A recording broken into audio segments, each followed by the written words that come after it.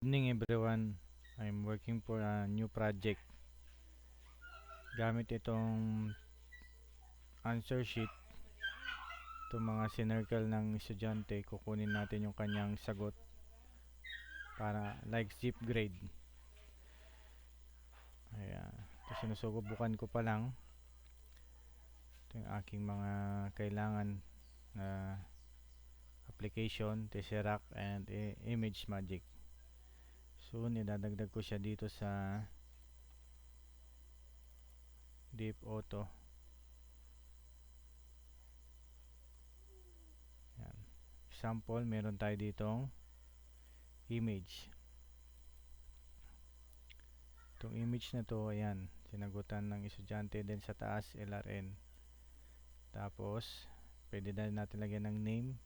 Example yan, 1 to 6. Ang sagot niya B, C, D, A, B, C. Ayan, example yan. Then ang kailangan lang natin, i-run natin itong get result. Ayan, okay, nakuha niya na yung B, C, D, A, B, C.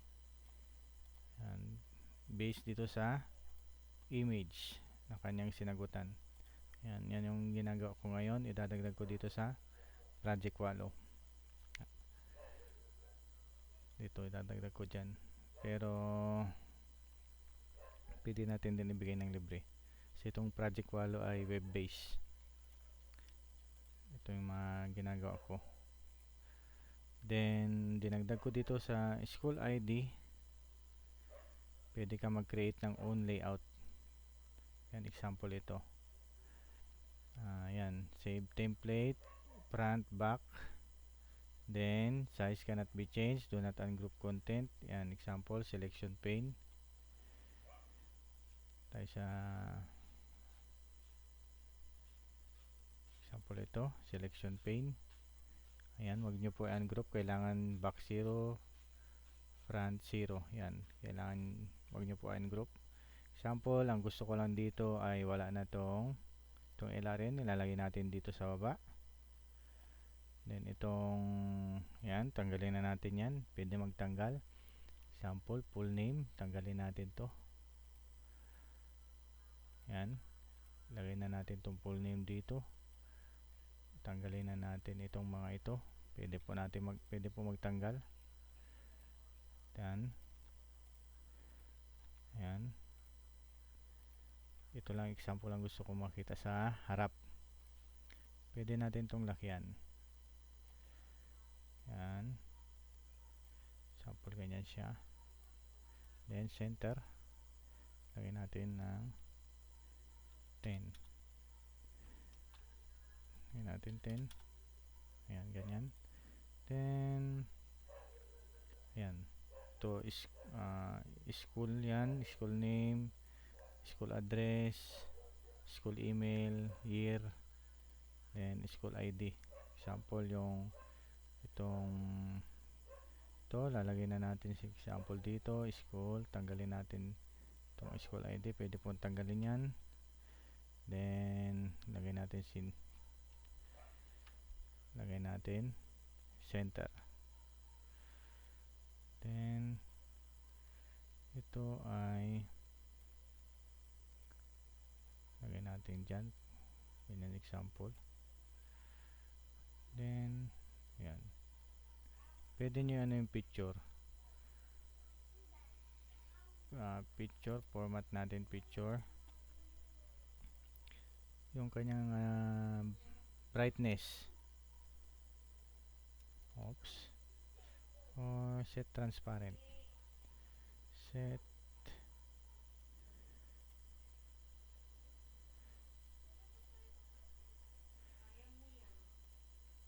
yan, set picture transparency.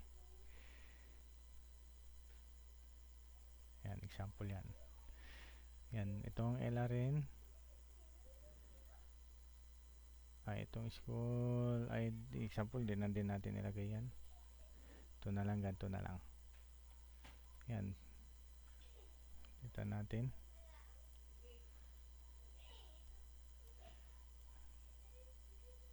Sample ganyan, layout. Then, pwede natin send back yan. Yan. Sample lang ganyan yung layout ang gagawin natin. Then save. Click nyo lang itong front para madagdag dun siya sa layout. Hintayin po natin. Ayan. Magkakaroon siya ng layout. Ayan na siya. Then dito yung back. Example yung back hindi na natin papalitan. Hindi na natin papalitan itong back.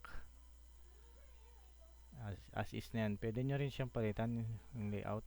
Then save nyo na yung template. Pag okay na, save.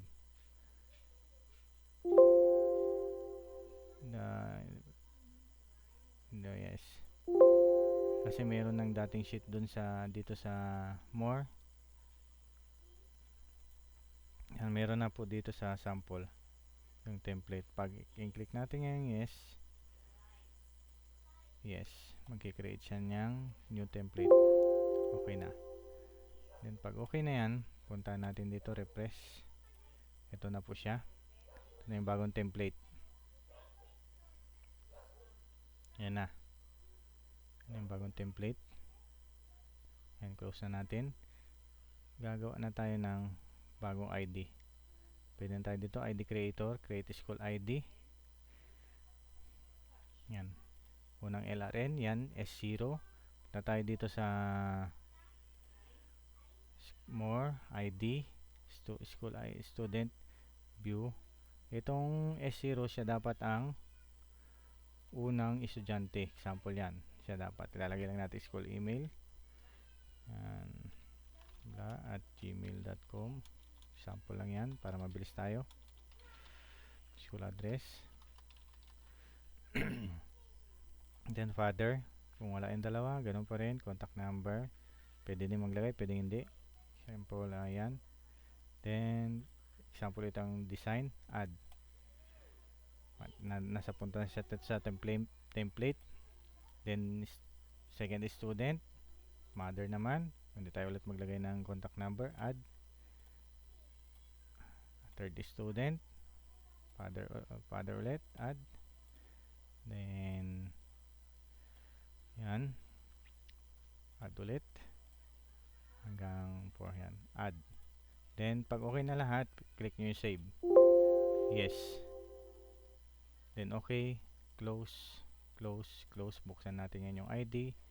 Tayo dito sa ID. School ID. Yan na siya. Ayan na yung ID. Kaya kung gusto nyo na maayos yung paggawa nyo, itong picture pwede nyo ring i-transparent. Punta kayo dito sa school ID, student picture. Ito, transparent yung background sa likod. Then itong dito sa layout, pwede nyo tanggalin yung box. Yan, pwede para maayos siya tignan. Nasa inyo kung anong gusto nyong layout.